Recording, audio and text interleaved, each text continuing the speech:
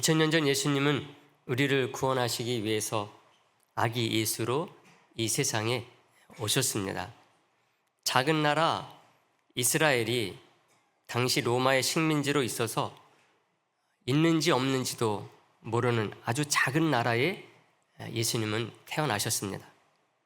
그 나라 가운데서도 가장 또 작은 마을 베들레헴의 한 여관의 가축 우리에서 태어나 구유에 누이신 분이 우리 예수님이십니다.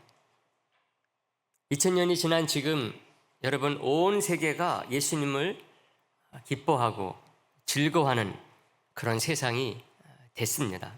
그 누구도 부인하지 못할 것입니다. 점점 더 많은 사람들이 예수님을 믿고 있고 또 믿고자 하는 그런 종교가 우리 기독교인 것을 부인할 수 없죠. 우리나라에 잠시 안티 기독교인들이 늘었다고 해가지고 이것이 세계적인 현상이라고 생각을 하거나 영구적인 것으로 생각한다고 한다면 크게 잘못 생각하는 것이라고 할 수가 있습니다.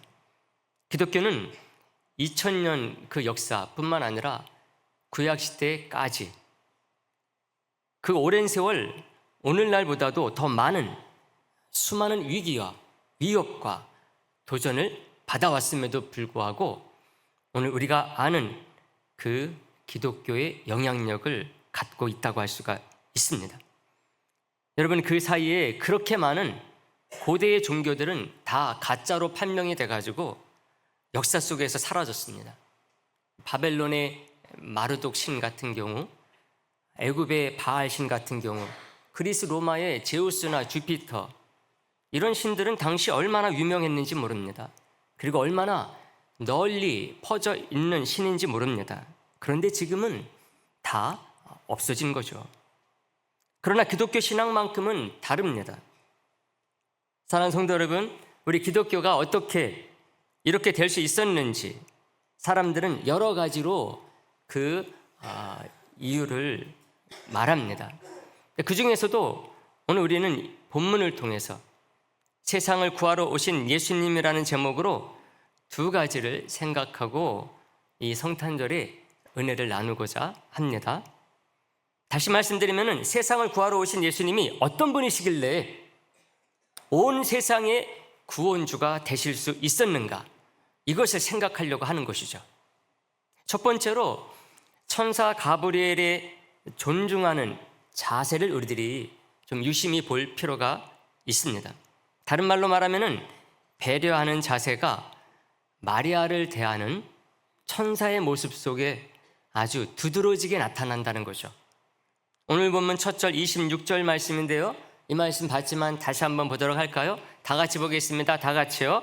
여섯째 달에 천사 가브리엘이 하나님의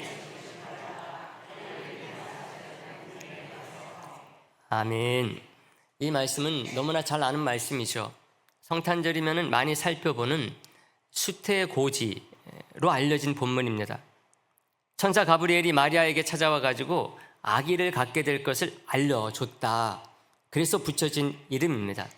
예수를 태중에 갖게 될 것을 고지해줬다는 그런 의미로 수태고지라는 그런 제목이 붙은 말씀이라고 할 수가 있습니다. 천사 가브리엘은 하나님이 보내신 사자죠. 천사의 말에서 하나님이 세상을 구하러 오실 아기 예수님을 어떻게 보냈는지를 잘 보여줍니다.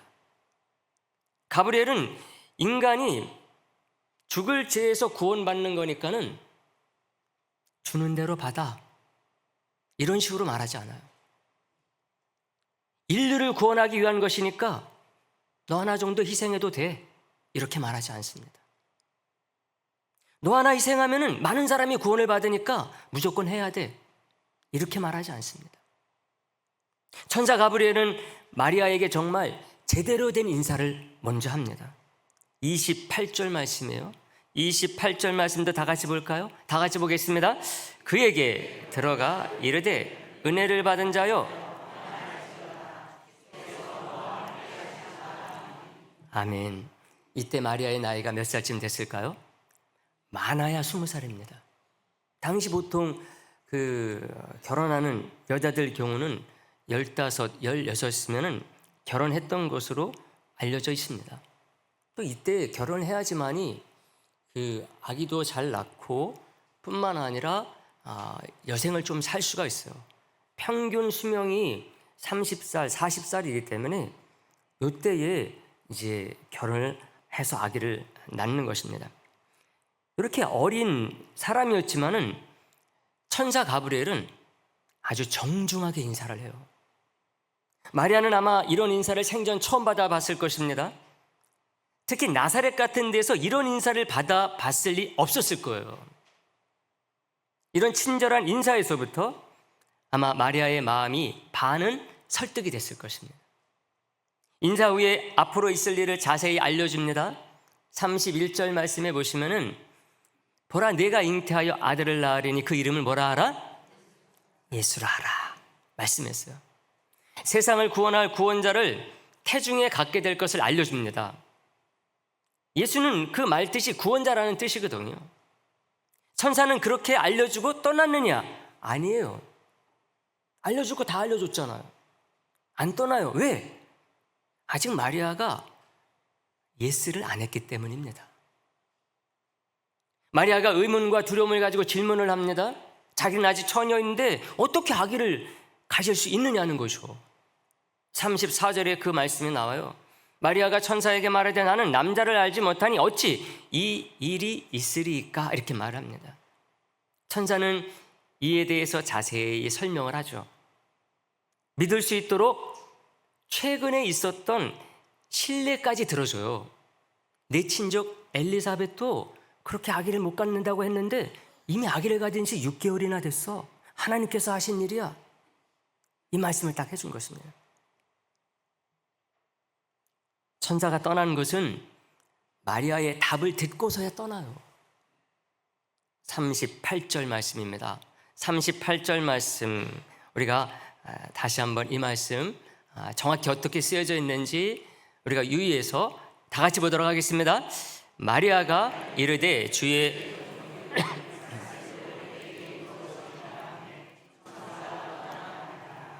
아멘. 마리아가 어떻게 했습니까? 대답을 했습니까? 안 했습니까? 분명하게 대답을 했죠. 의사 표시를 했어요. 받아들이겠다고. 근데 가브리엘이요, 마리아에게만 이렇게 하지 않았어요. 지난주도 우리가 요셉에게 찾아온 천사에 대해서 살펴봤었는데요. 요셉에게도 마찬가지였어요. 가브리엘이 하나님의 지시를 받아서 여기저기 막 찾아다니면서 한 것은요, 그냥 일방적인 통고가 아니에요. 나는 하나님의 사자야. 주는 대로 받아. 이거 아닙니다. 일방적인 통고가 아니에요. 하나님이 세상을 구원하기 위해서 이렇게 정했으니 다 따르라. 이런 것을 전한 게 아닙니다. 그리스 로마 신화 같은 데는 이런 역할을 하는 신이 있거든요. 헤르메스 같은 그런 신이 있어요. 근데 그런 신들이 하는 것을 보면 완전히 달라요. 만약 마리아가 자기도 원하지 않는데 아기를 갖게 됐다. 그때부터 최악입니다. 태중에 예수님이 얼마나 불쌍하겠어요, 여러분. 마리아가 태교를 제대로 했겠습니까? 10개월 동안 얼마나 원망과 불평을 했겠어요.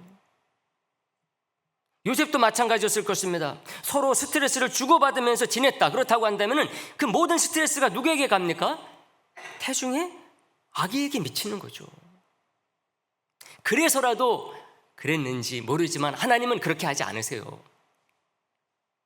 그렇게 하지 않으신 또 하나의 이유가 있다고 한다면 우리가 다 하나님의 형상으로 만들어진 인격체이기 때문에 그래요. 하나님께서 인간을 만드실 때에 인격체로 만들어 주셨는데 그것을 무시하고 하나님 마음대로, 좋은 일이니까, 인류를 위한 거니까 하나님 마음대로 이래라 저래라 한다. 이것은 하나님이 스스로 자신을 부정하는 것과 똑같습니다. 하나님은 절대로 그런 분이 아니십니다. 왜? 저와 여러분들을 너무나 사랑하시기 때문에 그렇습니다. 믿으시기를 간절히 소망합니다. 하나님이 전지전능하시니까 하나님 하는 대로 따라하고 복종하기만 되면은 그게 되는 것이 인간인 것처럼 하나님께서 특별한 때는 그렇게 다루실 것 같은데 절대 그렇게 하지 않으세요. 이것은 구약 성경 속에서 하나님이 많은 신앙인들을 선지자로, 제사장으로, 하나님의 사역자로 사용하실 때 하신 것들을 통해서 우리가 확인할 수가 있어요.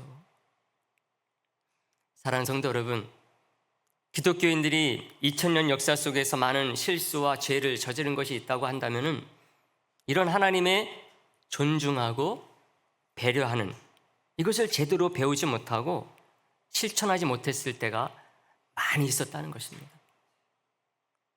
최고의 종교니까, 역사 속에 증명된 최고의 종교니까 강압적으로 믿게 하고 복종하게 만들어서 많은 그런 부작용들이 있었어요. 오늘날도 그런 부분이 있을지 몰라요. 교회에서도, 가정에서도, 우리가 사회 속에서도 많은 사람들이 좀 믿었으면 좋겠는데, 죽으면 끝나는 것이니까 빨리 믿었으면 좋겠는데, 그래서 우리들이 그런 방법으로 할 때가 없지 않아 있어 왔고 지금도 있을지 모른다는 것입니다. 내가 믿는 게 옳고 정당하다고 해가지고 존중하거나 배려하지 아니하고 강압적으로 억지로 막무가내로 따르도록 해서는 안 된다고 하는 것을 오늘 이 말씀 속에서 잘 보여주고 있다고 하는 것이죠. 세상을 구하러 오신 예수님은 마리아 뱃속에 잉태되기 전부터 세상을 구원하실 만한 분임을 마리아라고 하는 이 어린 인격체에게 하는 것을 통해서 실천하고 계셨던 것입니다. 그러므로 우리 성도님들 2024년 성탄절을 계기로 해가지고요, 성도로서 서로 모두에게, 또 가족들에게도 마찬가지고 사회 속에서도 마찬가지예요. 모든 관계 속에서 사람들에게 존중하고 배려하는 그런 자세로 우리 탄생하신 예수 그리스도를 전하는 분들이 될 수 있게 되기를 간절히 소망하겠습니다. 이 방법을 우리가 정말 택해서 오늘 하나님께서 천사를 통해서 그렇게 하신 것처럼 나도 그렇게 해야지 결단하게 되면은 그만큼 우리들이 사는 삶이 치열해야 돼요. 강압적으로 또 여러 가지 세상적인 방법으로 그들을 따라오게 하려고 한다고 한다면은 좀 쉬울 수 있어요. 시간도 빨리 될 수 있어요. 그러나 이렇게 오늘 이 말씀에 나오는 이런 방법으로 하려고 하면은 저와 여러분들이 더욱더 큰 사랑이 필요합니다. 사랑의 수고가 필요한 것이죠. 희생과 헌신이 필요합니다. 근데 이것을 우리들이 해야지만이 되는 거예요. 왜? 우리 하나님께서 우리에게 그렇게 해주셔서 우리가 그 사랑을 이렇게 받아 성탄절 예배를 드리고 있기 때문에 그런 것입니다. 우리들도 그렇게 할 때에 더 놀라운 그 복음의 역사가 일어나게 되는 줄로 믿으시기를 간절히 소망을 합니다. 두 번째로 세상을 구하러 오신 예수님은요, 다윗과 같은 왕으로 오셨기 때문에 온 인류를 구원하는 구세주가 되실 수 있었다는 것입니다. 하나님의 나라를 세우시고 우리 주님께서는 지금까지 다스리고 계시는 거죠. 저와 여러분들이 지금 이렇게 예배를 드리고 있다고 하는 것, 이 자체가 우리 주님께서 지금도 우리를 다스리고 있다고 하는 증거라고 할 수가 있습니다. 믿으시기를 간절히 소망을 합니다. 오늘 보면 32절 말씀을 다시 한번 볼까요? 32절 말씀입니다. 다 같이 보겠습니다. 그가 큰 자가 되고 지극히 높으신 이의 아들이라 일컬어질 것이요,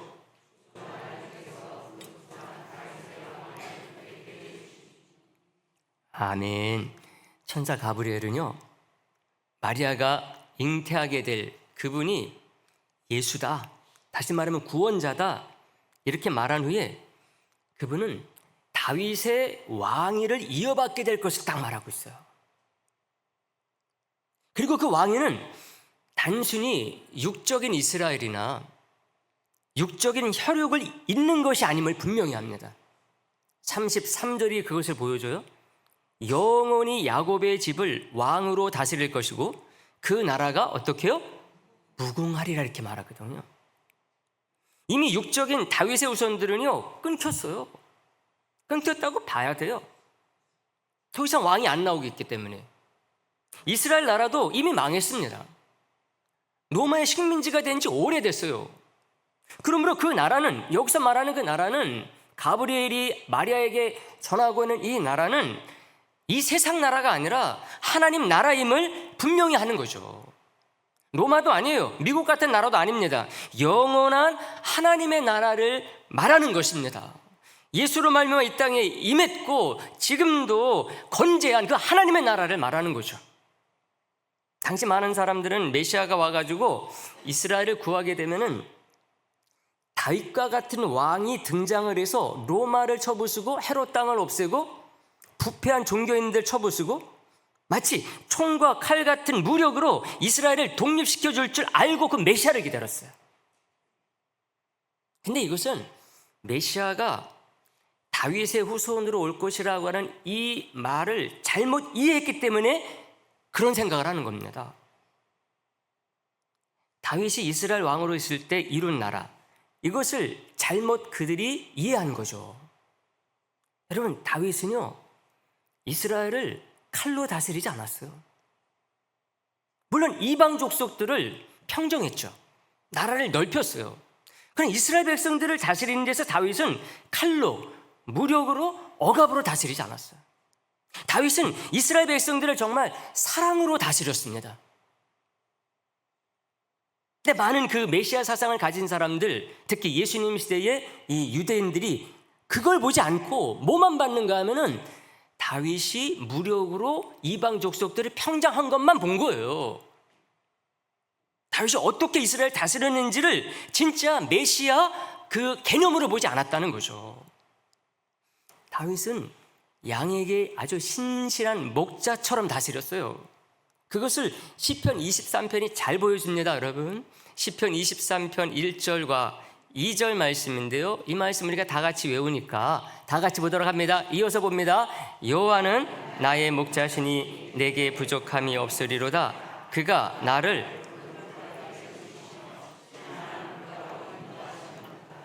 아멘. 하나님이 자기의 목자가 되어주셔가지고 자기가 부족함이 없이 푸른 풀밭에 누이시고 쉴만한 물가로 인도하시는 것처럼 자기의 양이 된 이스라엘 백성들의 목자로서 다윗은 또 어떻게 했느냐? 하나님을 닮아가지고 이스라엘을 잘 다스리고 목양하기 위해서 이 다윗은요 정말 평생 노심초사하면서 충성했어요. 쉽게 다스리기 위해서 막 군사 동원하고 무력을 동원하고 강압적으로 하고 그러지 않았어요. 그래서 다윗이 다스릴 때 이스라엘 백성들은요 가장 평화로웠어요. 잘 먹고 잘 살았어요. 걱정거리 없이 살았어요. 그러니까 그 이후에 많은 사람들이 다윗과 같은 메시아가 빨리 와야 돼, 그런 거거든요. 근데 다른 것을 보지 아니하고 무력으로 다른 이방 족속들 다 쳐부숴 주기를 말한 거예요. 그런 메시아를 기다린 거예요. 근데 다윗은 메시아로서 우리들에게 보여주고자 하는 것은 그런 면이 아니라는 겁니다. 다윗은 백성들을 다스리고 인도하기 위해서요 쉴 새가 없었어요. 또 극심한 마음의 고통과 스트레스 속에 살았어요. 그게 시편 속에 잘 나타납니다, 여러분. 다윗이 그 왕으로서 이스라엘을 다스릴 때 얼마나 마음고생을 많이 했고 스트레스를 많이 받았는지를 알 수가 있어요. 너무나 당연한 거예요. 왜 그렇습니까, 여러분? 왕이 하는 일 없이 놀고 먹으면요 백성들이 고생하며 산다는 의미예요. 백성이 평안하고 잘 먹고 잘 산다는 것은 왕이 그만큼 일을 열심히 하고 있다는 것을 의미합니다. 마리아는 이걸 너무나 잘 알고 있었어요. 삶이 팍팍합니다. 고통스럽습니다. 삶에 있어서 지금 살기 힘든지 없든지 남자가 잘합니까? 여자가 잘합니까? 그 남자가 벌어온 돈을 사용하는 것은 여자거든요. 그것 가지고 사는 가운데 왜 이렇게 살기가 힘들어? 마리아가 더 그것을 피부로 느낀다니까요. 천사 가브리엘이 마리아에게 전한 이 말씀을 통해서 우리가 확인하는 거예요. 가브리엘은 요셉을 찾아갔을 때 뭐라고 그러는지 아세요?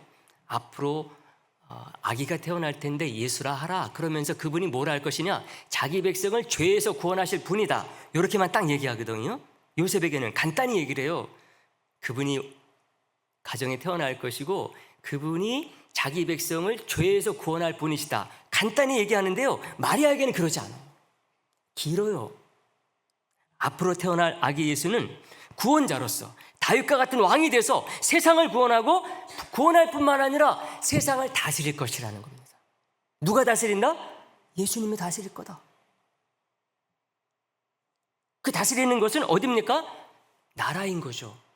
그 나라는 이스라엘과 같은 그런 나라가 아니에요. 로마와 같은 그런 나라를 말하는 게 아니에요. 하나님의 나라를 말하는 것입니다. 보이지 않지만 분명히 있는 그 하나님의 나라를 예수님께서 다스림으로 말미암아 진정한 평화를 임하게 할 것이라는 거죠. 이거를 요셉에게 말하지 아니하고 마리아에게 말했다는 것입니다. 마리아는 이 말을 이해했어요. 어떻게 할 수 있느냐? 나중에 마리아가 지어 올린 찬양시를 통해서 확인하는 겁니다. 누가복음 1장 46절에서 56절 말씀까지 오늘 본문 뒷부분에 보게 되면은 천사가 다녀간 이후에 마리아가 너무나 기뻐가지고 찬양의 시를 올려드려요. 그 가운데 50절, 51절, 52절, 53절 말씀이 나오는데요. 우리가 교독합니다. 제가 50절, 여러분들이 51절 교독합니다. 극렬하심이 두려워하는 자에게 대대로 이르는도다.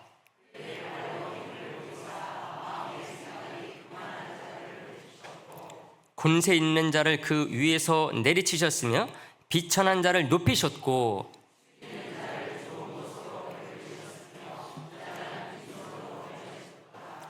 아멘. 이 노래 속에 앞으로 우리가 가져서 태어날 아기 예수는 우리를 죄에서 구원할 뿐만 아니라 다스리는 분이시래. 더 큰 비전과 꿈을 갖고 있었다는 것입니다. 그러니까 마리아가 생각하기에는 예수님께서 진정한 메시아라고 한다면 우리를 죄에서 구원할 뿐만 아니라 우리의 진정한 통치자가 돼서 우리를 다스려야 된다는 거예요. 왜? 세상의 그 권력자들을 믿을 수가 없기 때문에 그런 것입니다. 저와 여러분들이 이 세상 속에서 어떤 사람은 미국에 있고 어떤 사람은 한국에 있어요. 그 통치자들 열심히 그 나라를 잘 다스리기 위해서 애를 쓰죠. 그럼 우리의 진정한 통치자는 누구여야 됩니까? 예수 그리스도여야 되는 것입니다. 그 통치가 저와 여러분들 속에 이루어질 뿐만 아니라 우리가 사는 모든 곳에 이루어져야 되는 것입니다. 예수 그리스도가 다스릴 때 어떻게 다스립니까? 사랑으로 다스리잖아요. 우리를 이 땅에서 뿐만 아니라 영원한 하나님의 나라로 인도하시면서 다스리잖아요. 그러니까 우리가 예수님의 통치를 받아야 되는 거예요. 그분이 우리를 통치하시고 그분의 통치를 우리가 잘 받아들이게 되면은 우리가 이 세상에서도 여러 가지 힘든 삶 속에서도 지혜롭게 잘 살 수 있을 뿐만 아니라 이 세상에서 사는 것으로 끝나는 게 아니라 주님은 우리를 잘 다스리고 인도하셔가지고 죽은 이후에 우리를 어디로 인도하십니까? 영원한 진짜 하나님의 나라로 인도하시기 때문에 그런 거예요. 마리아는 그것을 기대했던 것이죠. 그리고 그 예수님께서 오셔가지고 가브리엘을 통하여 그런 통치자로 오심을 마음 가운데 새기고 너무나 기뻤던 거예요. 야, 이제 살만하겠구나.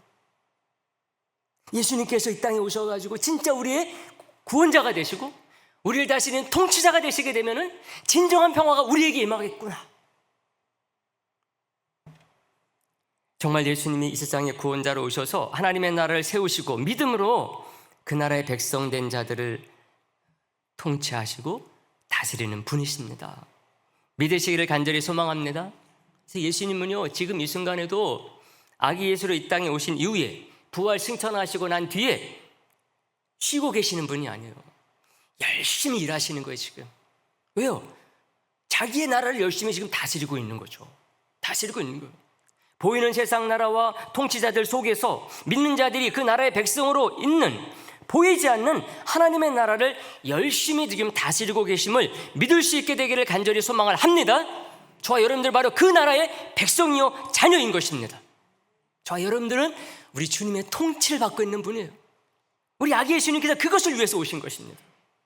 우리를 죄 가운데서 구원할 뿐만 아니라 구원된 우리를 그 나라 속에서 잘 살 수 있도록 살림살이를 잘하고 열심으로 하고 계신 분임을 믿으시기를 간절히 소망을 합니다. 그 증거가 어디에 있느냐? 2000년 기독교 역사가 그걸 증거하는 것입니다. 교회가 그걸 증거하는 거예요. 오늘 예배를 드리는 저와 여러분들, 바로 주님의 제자들이 그걸 증명하는 것입니다. 예수님께서 이 세상에 수없이 많은 도전들이 얼마나 많았는지 몰라요. 사단이 얼마나 많은 계기를 통해서 기독교를 무너뜨리려고 노력했는지 모릅니다. 근데도 불구하고 2000년 역사를 뚫고 여기에 있다. 저와 여러분들이 하나님을 찬양하고 그 하나님께서 우리를 다스린다고 하는 것을 믿고 믿음으로 나간다. 우리 주님께서 지금 잘 다스리고 있다는 것입니다. 겉으로 보면 만족스럽지 않은 게 있죠, 여러분. 물질적인 문제도 있고 아픈 문제도 있고 대소사 여러 가지 문제들이 있을 수 있어요. 그러나 그것은 우리 주님께서 우리를 다스리는 과정 속에서 일어날 수 있는 것들임을 저와 여러분들이 꼭 믿을 수 있게 되기를 간절히 소망을 합니다. 세상 나라와 권세와 악의 세력들의 도전, 핍박, 박해가 계속됐음에도 불구하고 그때마다 예수님은 우리의 선한 목자가 되어주셔서 결국은 우리를 승리와 평안과 위로와 능력으로 인도하시니 저와 여러분들이 오늘 여기에 있는 줄 믿으시기를 간절히 소망을 합니다. 이 통치와 다스림의 탁월함 때문에 예수님도 뭐라고 말씀하셨는가 하면 너희는 먼저 그의 나라와 그의 의를 구하라 말씀했어요. 다른 것보다 먼저 그걸 구하라 그랬습니다. 바울도 하나님의 나라는 먹는 것과 마시는 것이 아니고 오직 성령 안에 있는 의와 평강과 희락이다 딱 말했어요. 사랑하는 성도 여러분, 말씀 정리합니다. 오늘 우리는 성탄절을 맞아서요, 천사 가브리엘이 마리아에게 전한 수태의 고지를 생각했어요. 이것을 통해서 이 세상에 오신 예수님이 무엇으로 어떻게 세상을 구하실 만한 분이 될 수 있었는지 이것을 두 가지 생각했어요. 아기 예수로 오신 예수 그리스도께서는 정말 구원받아야 될 우리를 존중하시고 배려하시는 분이십니다. 뿐만 아니라 다윗과 같은 왕으로 오셔서 하나님의 나라를 세우시고 우리를 믿음으로 살게 해주신 분이십니다. 그러니 이 시대에 21세기 첨단 과학이 이렇게 발전했는데도 불구하고 많은 사람들이 예수님을 믿고 있고 믿으려고 하는 것입니다. 세계 전체적으로 보게 되면요, 기독교는 계속해서 성장하고 있어요. 그러므로 오늘 우리도 주신 말씀 꼭 기억을 해서 존중과 사랑으로 우리가 구원을 많은 사람들에게 전하고 또한 하나님의 나라를 마음껏 사는 분들 될 수 있게 되기를 아기로 오신 예수 그리스도의 이름으로 축복의 말씀을 드리겠습니다. 기도하겠습니다.